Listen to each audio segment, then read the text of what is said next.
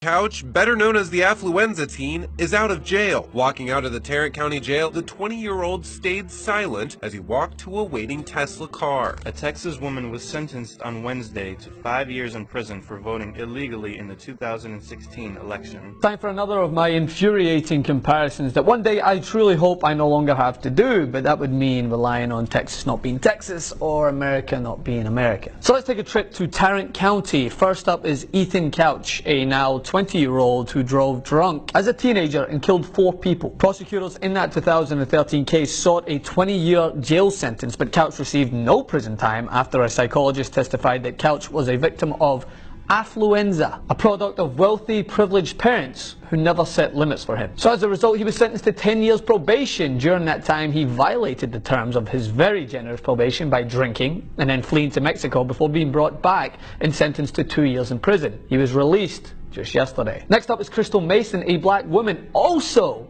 from Tarrant County, on probation for a previous fraud conviction for which she served 3 years in jail. Like Ethan though, she violated the terms of her probation, not by drinking or fleeing the country after being given probation for killing someone, but for voting in the 2016 election, not knowing that her voting rights had not been restored. And as a result, she was sentenced to 5 more years in prison.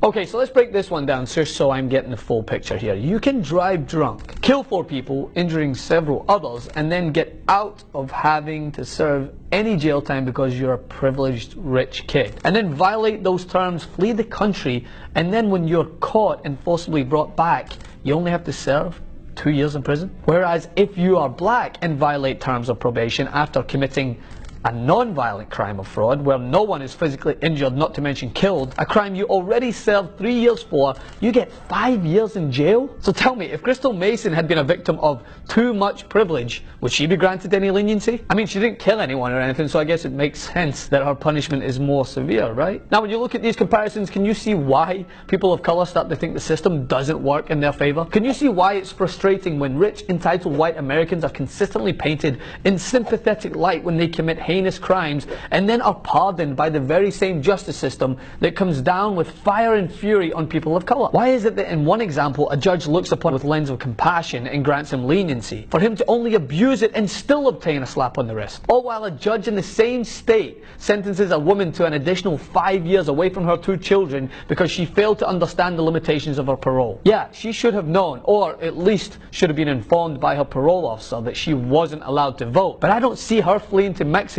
I see a woman owning up to her mistakes and looking for a way to engage in the civic duty of voting, only to be sucked back into the system that's hell-bent on meting out maximum punishment against certain groups based on their ethnicity and social status, while bending over backwards to make excuses and provide clemency for other favored classes of people. And if the excuse is, well, we all make mistakes, then fine, we all do. But not all of us are judged in a sympathetic light and offered repeated opportunities to right those wrongs. But I know I would be, simply because of the color of my skin and the privilege that goes with it. And I understand that that isn't okay. It's not okay that privilege is reserved for a select group of people. Justice is supposed to be blind, and that means colorblind as well. Follow me on Instagram at Francis M. Maxwell, and on Twitter also at Francis M. Maxwell. Like and share this video.